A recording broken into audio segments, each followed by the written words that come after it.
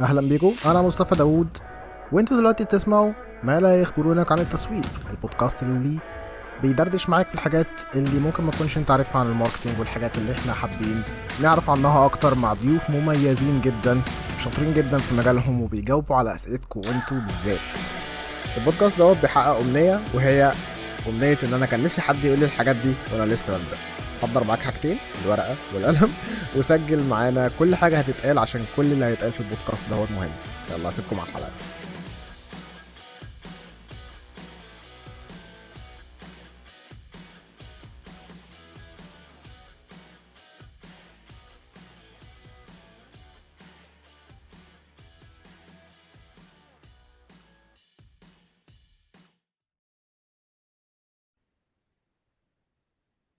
اهلا بيكم في حلقه جديده من بودكاست ما لا يخبرونك عن التسويق، البودكاست اللي بيقول لك الحاجات اللي انت ما تعرفهاش عن الماركتنج. ضيف الحلقه معانا ضيف عزيز، حد انا كنت لسه بدردش معاه من شويه، وكنا لسه بن جو ثرو ادفنتشر مع بعض، وكان بيسلمني تاسكات، كان بيديني عليه فيدباك. بس يعني مش هنقول الفيدباك بتاعي دلوقتي عشان شكلي وحش، هيبقى شكلي وحش على البودكاست بتاعي، حرام والله. بس معانا حسين مكي، معرفش يعني عارف. انا دايما بنقول ما بنحبش نعرف احنا هنقول ايه عن الضيف، بنحب نعرف الضيف هيقول ايه عن نفسه صراحة. بس احنا قعدنا بتاع 12 ساعة مع بعض. فاللي هو انا ايوه. انا اللي هدي الانترودكشن، ولا حسين هيخش يدي الانترودكشن على طول، ولا ايه الكلام؟ فانت خش على طول بقى. ماشي، اول حاجه شكرا برضو على المقدمه الجميله دي، حتى لسه ما قلناش حاجه بس مقدمه جامده جدا. ولا انت كنت شاطر جدا برضو.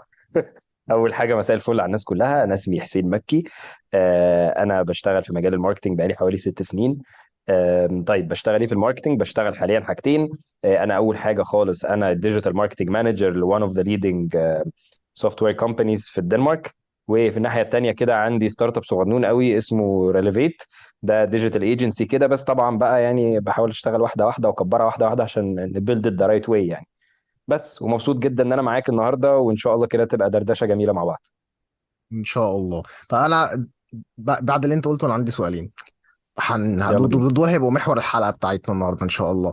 اول سؤال، بما ان انت بتتكلم عن الكونتنت وانت يعني you're a specialist when it comes to content، عايزين ندي فرق سريع كده. عارف انت بليتس كريج فاست الفرق ما بين الكونت when it comes to content creation واللونج فورم بوستس او اللونج فورم كونتنت عموما، كوبي رايتنج قصدي، والكونتنت كريشن.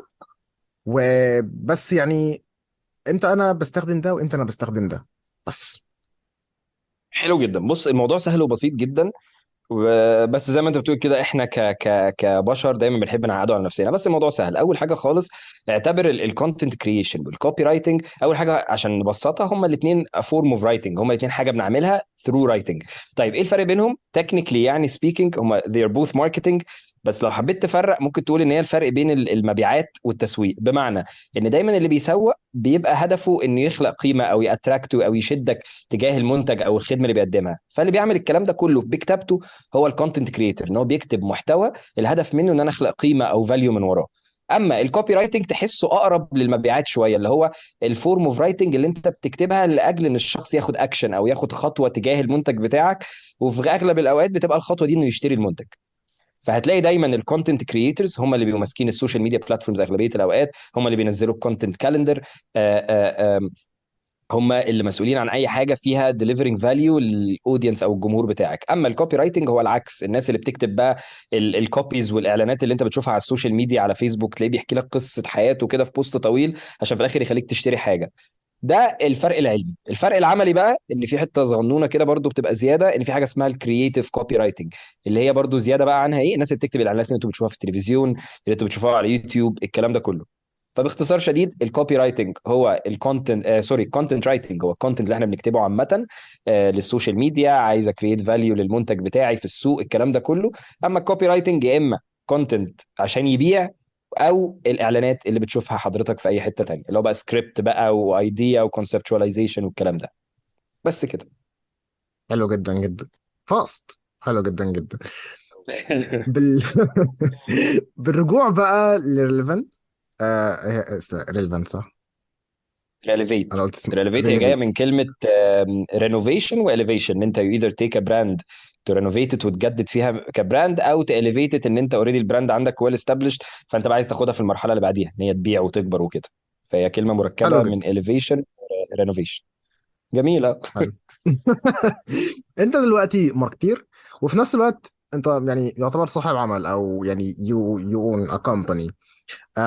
فدايما الحاجه اي حد بيبص عليها لما بيجي هاير، لما يجي ياتراكت نيو تالنت، لما يبقى عنده بروجكت جديد عايز يشتغل عليه ومش هيشتغل عليه لوحده، هو ازاي اقدر اعين الشخص الصح، او ازاي اقدر اسيبريت the good apple from the bad apple، التفاح الحلو من التفاح الوحش. حلو جدا. ويعني بص. الكونتنت is so saturated. اه. فانا برافو عليك. هديك السؤال ده، هو انت ازاي بقى بتعمل التفرقه دي ازاي؟ وازاي انا كماركتير، بعد ما هسمع الحلقه دهيت، وبعد ما انت هتقول الحاجات اللي انت هتقول للماركتيرز يركزوا عليها واصحاب الاعمال يركزوا عليها، ازاي اقدر استفيد، ازاي اقدر احسن من نفسي؟ ف يو هاف ذا مايك. انا هميوت هنا وهستنى عشان أنا عايز اسمع شخصيا. بس اديني كده بقى الاوفر فيو بتاعك وعيش حياتك. حلو جدا. بص هقول لك على حاجه، خلينا ناخدها من شقين مختلفين. اول شق انا هتكلم فعلا كبزنس اونر، انا كحسين مثلا في ريليفيت او حتى في لوفت بورن لما بهاير مثلا ماركتنج سبيشالست معايا او حاجه ببص لايه. والجزء الثاني هقول لك انت قلت جمله حلوه قوي، ان السوق ساتيوريتد زياده عن اللزوم قوي بكونتنت كرييترز. يعني اكتر حاجتين ساتيوريتد في العالم دلوقتي من حيث التالنت، السوفت وير ديفلوبرز والماركتيرز. بس المشكله ان في مليون الف واحد هنا ومليون الف واحد هنا، بس اللي شاطرين يتعدوا على الصوابع. فاحنا بنعرف نميز منهم ازاي، وازاي تبقى منهم، ده اللي احنا هنقوله. اول حاجه خالص، احنا بندور على ايه في اي كونتنت كريتور. انت كنت عارف اوريدي الموضوع ده بس ما اعرفش الناس تعرف ولا لا، بس انا بدرس والحمد لله، يعني بقالي يمكن 3 4 سنين بدرس ماركتنج، وعندنا اكتر من 7000 ستودنت. اللي قدرت استنتجه من الليله دي كلها ايه؟ ان اي حد يقدر يكتب كونتنت، وان اي حد يقدر يكتب كرييتيف كوبيز، واي حد يقدر يبقى شاطر في المجال لو عنده شويه قواعد معينه. وهي دي اللي انا ببص عليها لما بهاير اي حد. اول حاجه خالص، حته القابليه للتعلم، او بنسميها الايجرنس تو ليرن. بمعنى ان انا عندي بيبقى مدرستين دايما من الناس اللي بيقدموا. واحد واخد كورسات كتير جدا ويقول لي مش عارف انا واخد كورس من دبليو دبليو اي ودبل تي ومش عارف وحاجات كتير قوي كده. وفي الاخر تيجي تساله اعبط سؤال في الكوبي رايتنج او في الكونتنت رايتنج زي اللي احنا قلنا مثلا، اللي هو ايه الفرق بين الكوبي والكونتنت، يقول لك ما اعرفش. طب انت اتعلمت ايه؟ اتعلمت اعمل استراتيجي واتعلمت اعمل كونتنت. طبقت؟ لا. اشتغلت بيهم قبل كده؟ لا. طب خدت اي كي ستاديز؟ لا. فدي اول حاجه هنتكلم فيها. لما بندور على حد ما بندورش على واحد شاطر بس، على قد ما احنا بندور على واحد قادر ان هو يتعلم ويطبق اللي اتعلمه. وده هياخدنا لاول نقطه في الموضوع ده كله، ازاي نعالجها. نعالجها بان احنا لما نيجي ندرس الموضوع ده يا جماعه، نفس الجمله اللي انت قلتها ان في ساتيوريشن في الماركتيرز. فالساتيوريشن ده اللي خلاه يحصل، او السبلاي زياده ده اللي خلاه يحصل ايه؟ ان بقى في سبلاي كبير جدا جدا جدا من الناس اللي بتدرس ماركتنج. وده مش عشان اهاجم الناس اللي بتشتغل في المجال ولا اقول ان انا جامد، لا يا عم، احنا كلنا غلابه لله وربنا هو اللي بيكرمنا. ولكن دلوقتي السوق للاسف بقى اي حد بياخد كورس ماركتنج بيروح قلبه لكورس ليه علاقه بيه هو، ويقول لك يلا انا مش انا درست وفهمت انا هدرس انا كمان. فايه اللي بيحصل؟ الناس اللي بتروح تدرس عنده مش فاهمه اي حاجه، وهو نفسه مش فاهم الميثودولوجي اوف تيتشنج، فما بيديش كيس ستاديز، ما بيديش الناس حاجات يجربوا بايديها. فبيطلع من كل 1000 واحد بس اللي شاطر، و999 ما طبقوش اي حاجه بايديهم بس. فدي اول حاجه، اللي هيتعلم لازم يجرب كتير ولازم يكسبيرمنت بنفسه، ويبقى عنده قابليه ان هو يتعلم اكتر من خلال ان اللي هو اتعلمه ده اقل حاجه بسيطه. كل يوم وانت قاعد كده على السوشيال ميديا ككونتنت كريتور بتتسلى، كلنا بنفتح مليون الف بيج، افتح واحده منهم وحط نفسك مكانهم وفكر زيهم، وشوف هتعرف تكريت ايه ذاتس اوت اوف ذا بوكس وديفرنت عن اللي الناس بتقدمه. فدي اول نصيحه. يبقى احنا كده قلنا اول مشكله وازاي نحلها، واول نصيحه. اول مشكله ان انت لازم تبقى شخص عندك القابليه انك تتعلم بيوند اللي انت بتشوفه في الكلام العلمي اللي بتلاقيه على جوجل ده، وبتشوفه في المحاضرات اللي للاسف ما بتبقاش كويسه. وازاي نتغلب على ده؟ ان انا ابدا اذاكر من نفسي. اول حاجه هروح اقول لناس شاطره وكده، بس نفترض ان انا للاسف حظي وحش ورحت لحد مش كويس، ابيلد نفسي ثرو ان انا ابدا اكسبيرمنت على ديفرنت براندز وديفرنت سكولز اوف ثينكينج مختلفه. اروح مره لشركه عربيات، ومره اروح لمولتو مثلا، ومره اروح مش عارف ماكدونالدز، ومره اروح مش عارف لدوف ومش عارف نيفيا. فبقى جربت كذا مدرسه واشوف الماركتيرز بيفكروا ازاي. تاني حاجه، ان معظم الناس دي ما بتحاولش تبص بره دايره الكورس اللي هي خدته. بمعنى ابسط اكزامبل، انا اتعلمت كده من ناس كتير جدا، وانا متاكد ان انت كمصطفى بتعمل كده، وكل الناس اللي تقيله وبتحاول تسعى في المجال بتعمل كده. عندك منصه جميله اسمها لينكد ان. 90% من الكونتنت كرييترز اللي في المجال بتاعك اصلا هم بيشيروا نوليدج، فليه ما تروحش تفهم منهم؟ ليه ما تروحش تذاكر منهم؟ اوقات كتير قوي كمان ممكن من قوه النتوركينج اللي انت عملته تشتغل معاهم. حصلت لي كتير جدا. وابسط حاجه، انا وانت وي كايند اوف نتوركت ان ا واي، وفي الاخر وصل ان احنا بنستفيد من بعض اهو. فدي اول حاجه. تاني حاجه هقولها لكم، انا ببص على ايه. طبعا ببص على الليست اوف اكسبيرينسز، بس لازم اتاكد من حاجه جميله اسمها الكواليتي اوف اكسبيرينس. يعني ايه؟ يعني بيجي لنا كتير قوي ناس يقول لك انا خبره 3 سنين في الماركتنج. طب اشتغلت فين؟ اشتغلت في شركه زعبول القرد، واشتغلت في ايجنسي تحت بير السلم، واشتغلت فريلانسر كتير قوي قوي قوي. حلو، جميل، ما عنديش اعتراض. بس هل نقدر نساوي الشخص ده باللي خد 3 سنين بيفحت في نفسه وبيذاكر كويس وبياخد انترنشيبس في اكبر الشركات وبيحاول يتعلم بالطريقه الصح؟ لا. ففي الاخر مش ببص على اكسبيرينس ليفل بالسنين وبالكميه، ببص على جودتها. هل انت طلعت بروجكت عالمي وقوي كويس، ولا انت طلعت 10 مش كويسين؟ وهتلاقي ان الكلام ده كله بيسلم لبعضه. يعني انت لو بدأت كويس انك تتعلم صح، هتلاقي نفسك عارف تروح تشتغل مع المكان الصح، فهتلاقي نفسك في الاخر بتبروديوس كونتنت كويس. دي اول حاجه. او كده سوري، دي تاني حاجه. تالت حاجه، ان احنا دي بحاول اعملها طبعا، بس دي ما بتبانش غير مع الشغل الكتير. بس دايما بحاول ابص على الشخص اللي بيحاول يفكر بره الصندوق. بنشرح الحته دي في الكورسات كتير عندنا، بس هقول لك يعني ايه. اول حاجه خالص، بره الصندوق دي ليها معنيين: ان انت تفكر in a very very simple way، او ان انت تفكر in a very very creative way. الناس عندنا بتعمل ايه دلوقتي؟ بتبص على الحاجات اللي مستحيله كافكار، ويصعبها على نفسه اكتر ويخليها مستحيل اكتر. ف when he comes to create an idea او to create a concept او to create content او copies، ما بيطلعش حاجه قيمه في الاخر. ليه؟ لان هو سحل نفسه زياده عن اللزوم.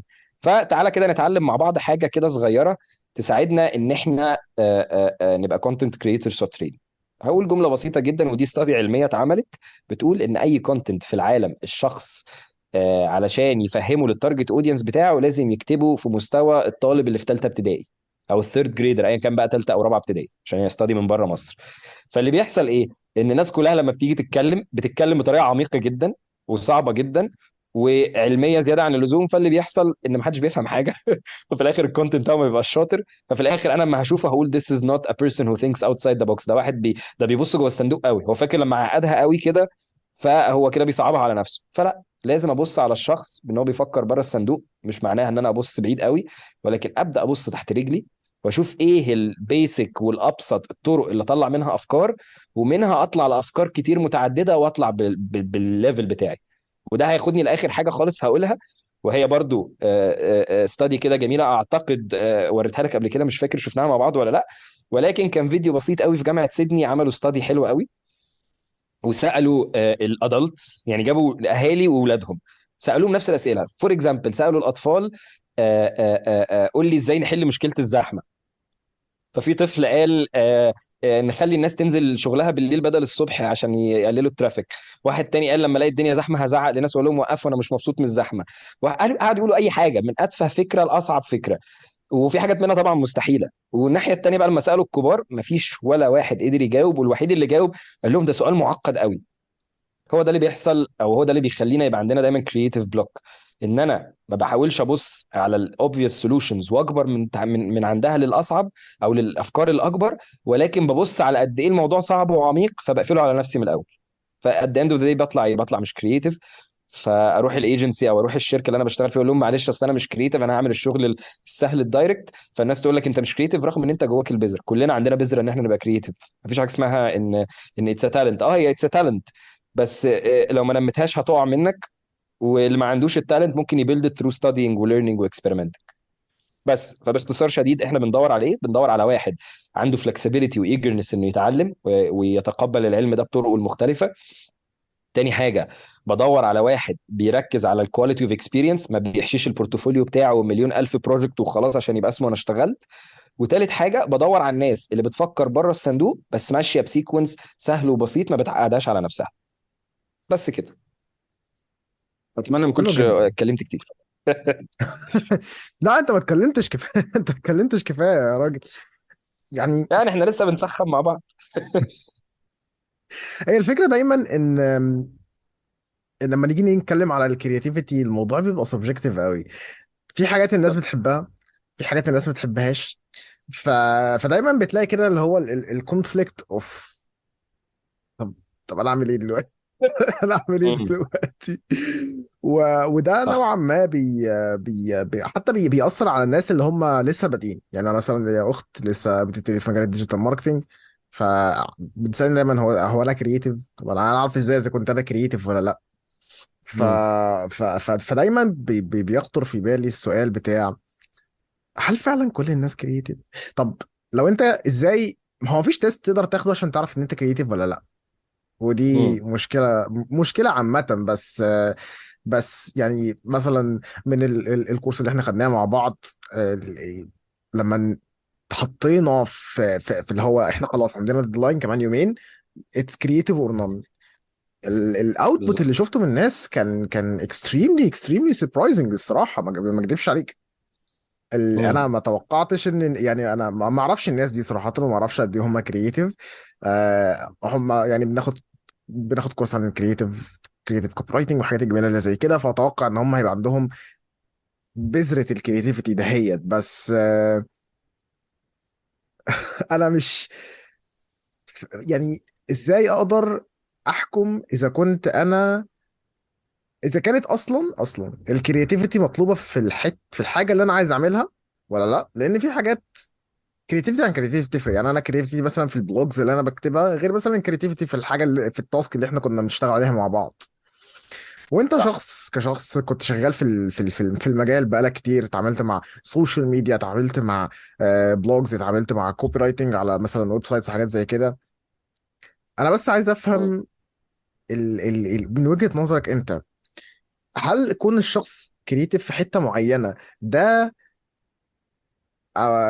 يعني انا مثلا كريتيف في حتة البلوجز، بس مم. مش كرييتيف قوي في حتة الكوبي رايتنج، فهل انا اقدر اقول على نفسي كشخص كرييتيف، ولا هي بتيجي مم. كباكج عموما ولازم ابقى كرييتيف في كل حاجة؟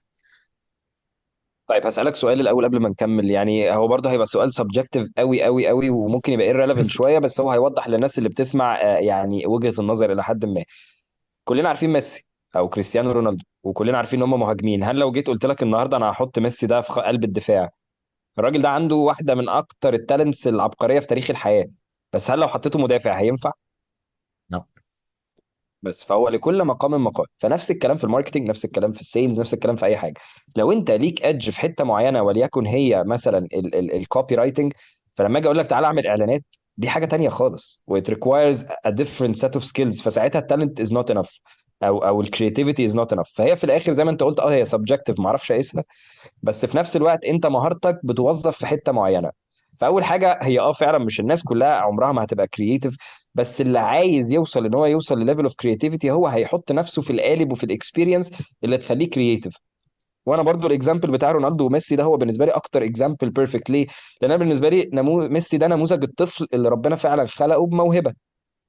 انت من وهو عيل صغير موهبته زي ما هي تقريبا وبتكبر، يعني بس بتكبر في نفس القالب. لكن لو بصيت على كريستيانو رونالدو، هو بدأ في حته معينه، وكل سنه بيتعب ويطور من نفسه اكتر. مره مثلا مش عارف يبقى بيلعب برجله اليمين، يبقى بعد سنه بيلعب بالاثنين، بعديها بشويه تلاقيه بقى فري كيك سبيشالست، بعديها بشويه تلاقيه بقى عبقري براسه، بعديها بشويه تلاقيه بقى مش عارف لما راح يوفنتوس بيلعب ازاي.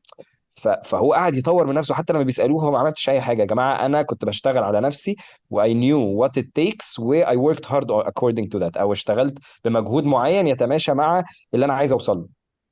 فنفس الكلام، عايز ابقى كرييتيف، هعرض نفسي لمجموعه اعلانات كتير فيها كرياتيفيتي، هشوف براندات كتير ازاي طبقت، هقعد اذاكر الناس دي عملت الاعلانات وعملت الافكار دي ازاي. وهتلاقي كل الكلام ده موجود اونلاين. معظم الشركات اصلا عشان تفرض عضلاتها في الماركت بتوري الناس هي عملت الحاجات دي ازاي، وفكرنا ازاي، والقالب بتاعنا ايه. طب ما تقعد تذاكر الكلام ده.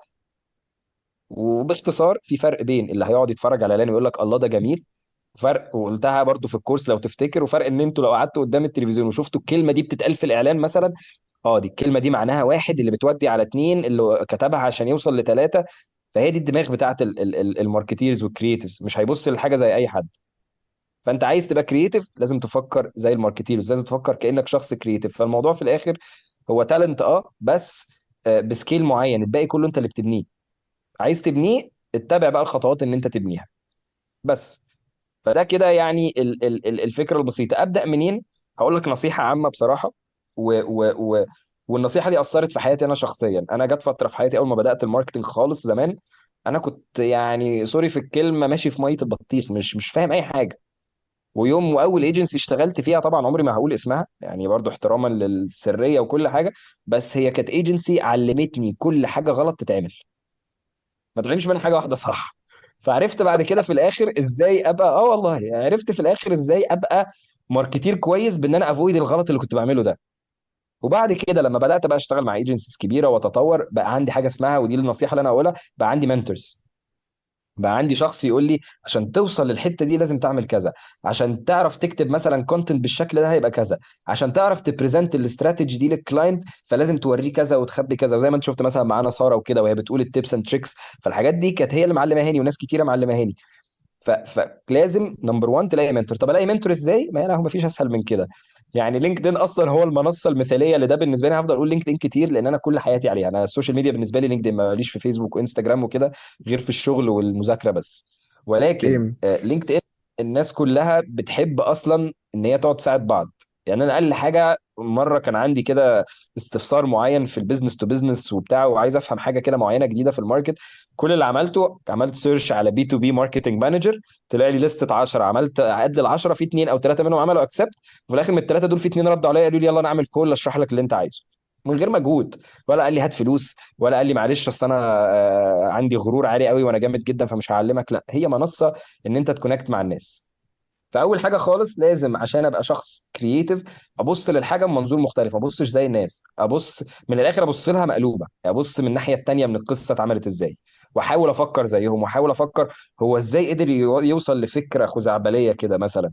زي مثلا مولتو باظظ خالص، ايه اللي هيخلي الكوبي رايتر تيجي في دماغه فكره باظظ خالص كده فجاه؟ ما هو اكيد في ترند او في حاجه لسعت في دماغه من الحاجات اللي هو قاعد يذاكر منها لغايه ما وصل لها.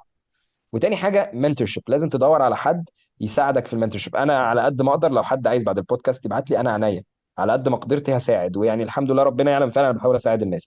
بس في غيري مليون الف واحد تاني وفي ناس احسن مني بكتير.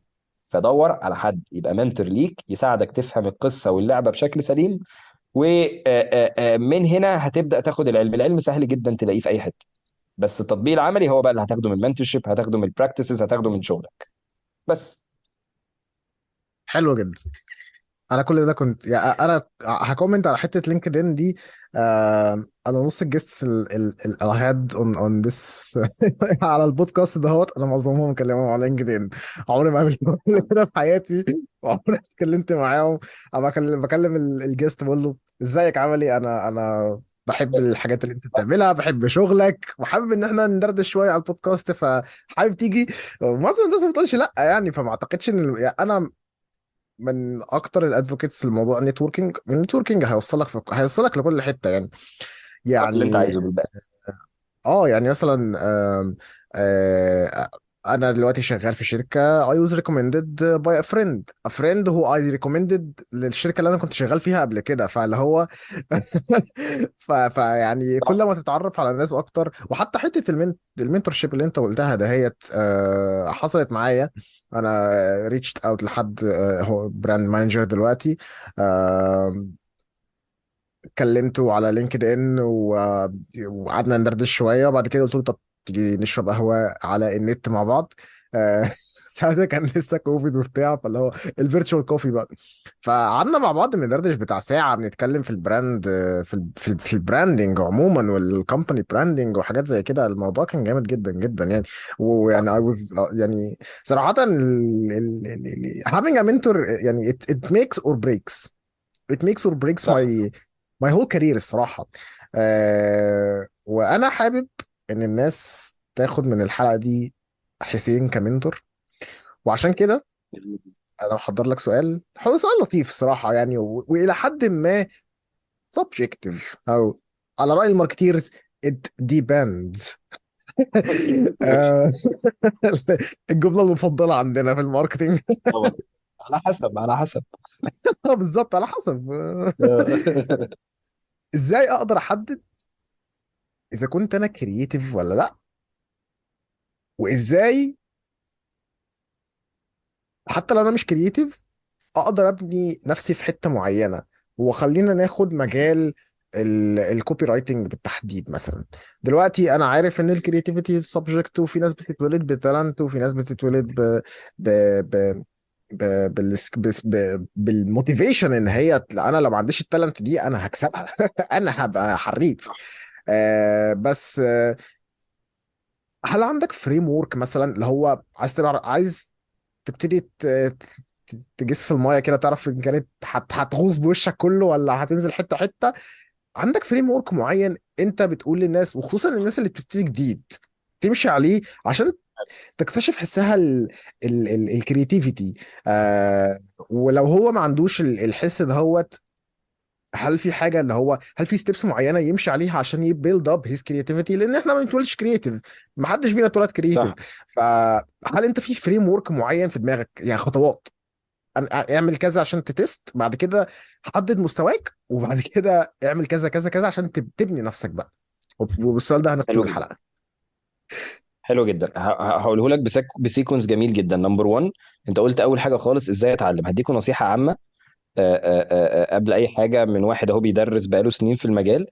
نحاول دايما ناخد الكورسات اللي بتبقى موجهه. يعني ايه موجهه؟ يعني موجهه لحاجه معينه. انت شخص بيحب الكوبي رايتنج، ما تروحش تاخد لي ديجيتال ماركتنج دبلومه، روح خد كورس يتكلم عن الكوبي رايتنج. فبدل ما انت هتاخد مثلا عدد ساعات اكس بتتكلم عن 10 حاجات مختلفه، انت هتاخد 10 ساعات، او العدد الساعات دول هم بيركزوا على توبيك واحد، فهتبقى متمكن منه اكتر. ودي اول غلطه الناس بتعملها، ان احنا للاسف عايزين نتعلم نبقى كونتنت كريتورز، فراح اخد ديجيتال ماركتنج دبلومه اتعلم بقى فيها ايه؟ ساعتين كونتنت رايتنج و15000 ساعه اعلانات واستراتيجي وحاجات، فانت ما بتتعلمش حاجه في الاخر. فدي اول نصيحه، تبدا بان انت تدور على كورسز ليها علاقه بالكوبي رايتنج او الكونتنت كريشن بشكل خاص، علشان تبقى في حاجه اسمها immersive experience وتبدا تجرب بايدك. دي اول حاجه. تاني حاجه، ودي بشوف ناس في الكونتنت بالذات وفي مجال الديزايننج كمان، حاجه برانا شويه عن الحلقه بس بيعملوها، ان هم بيعملوا كونسبتس. زي ايه؟ دلوقتي انا مثلا اكتشفت ان اي حاجه، تعال ناخد اكزامبل كنا بنشتغل عليه، مثلا براند الضحى. الضحى نزلت مكرونه جديده للاطفال من فتره، فانا عايز دلوقتي اخد المكرونه دي واعمل كرييتيف كامبين عليها، علشان انا شفت ان الضحى ما عملتش حاجه. فده جزء من ان انا تست الكرياتيفيتي بتاعتي، ان انا اعمل ايه؟ ابدا اعمل سيريز اوف كونتنت مثلا واحطها على كونتنتلي فور اكزامبل، وبعمل بعد كده الستيب اللي بعدها افيريفاي الكلام ده. زي ما انت قلت، انا عمري ما هعرف انا كرييتيف ولا لا، الناس هي اللي هتحدد لي معلومه زي دي، او السوق هو اللي هيحدد ده. فمعظم الناس بتعمل ايه؟ بتبدا تبعتها لناس ديسيجن ميكرز في شركات كبيره او في شركات حتى متوسطه او صغيره بس تبقى فاهمه في المجال. هتلاقيه بيبعتها للناس على لينكد ان، تشيرت مع الكوميونيتيز بتاعت الماركتنج اللي ما فيش اكتر منها، سينك كوميونتي، ماركتيرز ان ايجيبت، وات ايفر الكلام ده كله. والناس دي فعلا بتدي فيدباك ايجابي للناس. يعني لو عندك حاجه وحشه، ودي اكتر حاجه بحبها مثلا في واحده من الكوميونيتي زي سينك، لو عندك حاجه وحشه عمره ما هيقول لك ان هي حلوه، هيقول لك ازاي تخليها كويسه، بس ما يقولكش ان هي بيرفكت. وتاني حاجه في الحته دي، ابعد عن اصحابك واهلك ارجوكوا. ما تاخدوش فيدباك من الاهل ولا الصحاب، لان هم مش هيعملوا حاجه غير يا اختي اسم الله عليه ما شاء الله الشغل جميل وابني كبر وبيعمل الضحى. ففي الاخر اهلك بيشجعوك واصحابك عايزين يشجعوك، بس هم عمرهم ما هيبقوا شايفين ان ده بيضرك. فلما تعوز تاخد فيدباك خده من اهل العلم، خده من الناس اللي تستحق. عشان كده انا مثلا لو انت خدت بالك في الكورس الاخير لما الناس طلبت فيدباك كنت اجريسيف جدا، وقلت لهم سامحوني انا هبقى اجريسيف، لاحظت بس انا لو ما كنتش اجريسيف، لو ما كنتش اجريسيف مش هتتعلموا، لان انا مش دوري اطبل لك واقول لك برافو عليك، انا دوري اقول لك ايه الغلط علشان تعمله صح بعد كده. فيبقى انت اول خطوه ايه؟ هتاخد العلم اللي انت فعلا محتاجه، بس ما تاخدش كل حاجه عشان تبقى اسمك خدت كل حاجه. ركز في حاجه معينه بس هي اللي انت عايزها. لو هتاخد الحاجات الكبيره دي لو انت مش عارف انت عايز ايه، بس لو انت عارف ركز في اللي انت عايزه بس. تاني حاجه، تبدا تبراكتس كتير قوي عليه. العلم لا قيمه له بدون البراكتسنج او التنفيذ. فتبدا تنفذ مشاريع بايدك وهميه، حتى مش لازم فريلانس، وتاخد اراء الناس اللي حواليك اللي عارف ان هي هتفيدك فعلا، وتبدا تنمي نفسك تنمي نفسك، عشان لما يجي لك فرصه تاخد انترنشيب، تاخد وظيفه جونيور سينيور وات ايفر، هيبقى عندك بورتفوليو اصلا لشغل جامد جدا، حتى لو وهمي الناس بتعتبر بيه وبتاخده لو هو فعلا شغل كويس، وده بقى مقياس ليهم. طيب عملت الكلام ده كله ولقيت ان انا كرييتيف، يلا خش على الخطوه اللي بعديها يا معلم. لو انت حد لسه بيبدا خالص او بيدرس، خش خد انترنشيب او قدم على الانترنشيبس الكتير. اتليست هيبقى عندك دلوقتي ادفانتج ان انت عندك بورتفوليو صغير وفي التجارب كده صغيره، والناس قالت لك كمان انه كويس، ولو تعرف تسجل الفيدباك او تصوره بحيث لما حد يسالك تقول له اه ده انا حسين مثلا بتاع شركه ريليفيت قال لي، ده مصطفى ما لا يخبرونك عن التسويق قال لي ان ده كويس، فتبقى اديت الناس فيدباك كويس. بس ومن هناك انت اوتوماتيكلي وانس انك اشتغلت في شركه اوريدي، بيبقى اوتوماتيكلي في معظم شركات الماركتنج او في الايجنسيز عندك المنتور اللي هيوجهك في شغلك في كل حاجه. يبقى اول خطوه اتعلم، تاني خطوه نفذ، تالت خطوه فاليديت، رابع خطوه اشتغل. ده كده باختصار شديد. وقبل ما نختم كده الحته دي، انا يعني بمناسبه الحلقه دي انا ما عنديش اي مشكله. انا فعلا الوقت مضغوط والدنيا ضغطه شويه، بس انا فعلا مستعد اساعد 3 اشخاص هيكونوا بيسمعوا البودكاست ده، يبعتوا لنا على لينكد ان سواء من خلالك او يبعتوا لي انا دايركت، وهبقى مستعد ان انا اعمل لهم فول منتورشيب فور فري غير اي فلوس، وهنديكيت اماونت اوف اورز كل شهر علشان نتعلم مع بعض. وكده كده انا وانت متاكد، انا متاكد ان انت بتعمل ده على لينكد ان وانا بعمله وكل الناس اللي في مجالنا بتعمله. احنا كده كده بنشير كونتنت ان احنا نساعد الناس يعني لوجه الله. طب طب بس كده. انا ممكن اخد مكانه ونخليهم اتنين بس. يا باشا تاخد قلبي. طب انا فين طيب بالكلام؟ انت بتوزع على الناس اللي بتسمع خلاص. عندي وانا مفيش حاجه عندي انا. انت عينيا ليك من غير اي حاجه. لا بس اوت اوف بس نو وير، مفاجاه مفاجاه كده. شفت بقى؟ ومش متفقين بندروب والله عليها يا جيمز. جماعه ولا حاططها في بالي والله، عشان بس الناس ما تقولش اه دول بتوع البودكاست بيعملوا من بيهايند ذا سينز وبتاع. لا احنا بندردش والفكره لسه جايه دلوقتي والله. انا لو كنت اعرف كده كنت عملت فيها بوست. تعرف كده كنت قلت لك خليهم اتنين، ايه خليهم اربعه. او كنت هندفع الناس فلوس بقى. صح. الخطوه الجايه بقى، نعمل. الخطوه الجايه يا جماعه مصطفى هيعلى قوي ويكبر علينا بقى ويبقى بنحاسبه عشان نتفرج على البودكاست. يا راجل، عايزين بقى، عايزين سبونسر. عايزين عايزين بقى الناس تدفع لنا فلوس عشان تسمع بيهب على وش الدنيا. البودكاست. لا بس جامدة المفاجأة دي والله، يعني ما كنتش متوقعها خالص يعني. بس بس خلينا برضو ننوه ان اللي هيبعت يبقى فعلا عنده النيه ان هو يتعلم بجد وينمو بجد، ما يكونش اللي هو انا جاي العب واجرب. لا خليك عندك النيه انك هتاخد الخطوه دي، يبقى تاخدها جد من اولها لاخرها، عشان ربنا اول حاجه يبارك لك في الخطوه دي وفعلا يساعدك انك تكبر. من كلنا في الاخر مهما كنا جامدين في المجال فربنا هو اللي بيكرمنا في الاخر وبيرزقنا. وتاني حاجه تبقى اوبن مايندد انك تتعلم بكل الطرق المختلفه، لان انت هنا هتبقى جاي عشان تكتشف حاجات، مش جاي تفرض عضلاتك. العضلات خليها لنفسك، افرد بيها بعد ما تتعلم وتنفذ وتجرب بنفسك. بس كده. والسلام اعتقد عليكم ورحمة احنا الله. مش هنسيبها. مش هنسيبها مفتوحة كده، لازم يكون في فيتنج بروسيس كده، اللي هو مش اي حد يقدم وخلاص. عايزين نتأكد ان الناس اللي بتقدم بتعرف عندها الاستعدادية وكده. بس لا يعني عظمة عظمة اولا، وهحاول ان انا يعني الناس اللي تيجي وتقدم في المنتورشيب بروجرام ده، هو ان هي تكون فعلا ناس مستحقة، وفعلا يكون هو اصلا موتيفيتد ان هو يشتغل على الحاجة دي، لان اللي انت هتعمله دلوقتي ليهم اولا اتس برايسلess، ثانيا حتى لو حطوا له برايس اتس اكسبنسيف. يعني it won't be cheap. حقيقي. وانا بساعد الناس والله على قد ما اقدر شخصيا، بس يعني آه لسه الواحد برضه بيبني خبرته وبتاع، فلسه قدامنا شويه. بس ربنا يسهل يعني هنعمل بوست وانت تشيره بقى، وتيجي بقى الريسبونسز، ونقعد مشغولين بقى بفت البروسيس لغايه ما نستقر على 3. بس will definitely يعني نطلعهم في حلقة بقى نستضيفهم عشان يبان ان احنا ساعدناهم ولا لا، عشان ما حدش يقول ان النتائج المسابقة مفبركة وبتاع انا عارف أنا كان بالحاجات دي. اجيبهم نعمل حلقه سبيشال كده يعرضوا فيها الشغل بتاعهم. تبقى جامده والله، تبقى جامده أوي الحركه دي، تبقى بدايه لحاجه جديده والله. بس حلو وده كل الوقت اللي معانا النهارده. الحلقه سريعه، بول باك، يعني انت في نص ساعه تقريبا قدامك شغل 20 ساعه 40 ساعه قدام. بس اللي انت تشتغل عليه النهارده هيفيدك بكره، الناس اللي انت تتعرف عليهم النهارده هيساعدوك بكره، والخبره اللي انت هتكتسبها النهارده هتخليك تقبض كتير بكره. عشان عارف هتخليك تقبض بالدولار بكره. آه، أيوة. بس بحب اشكر جدا حسين على وجوده، على مساعدته، وعلى المفاجأة الكبيرة اللي هو ألقاها في آخر آخر الحلقة. ما عنديش فكرة يعني.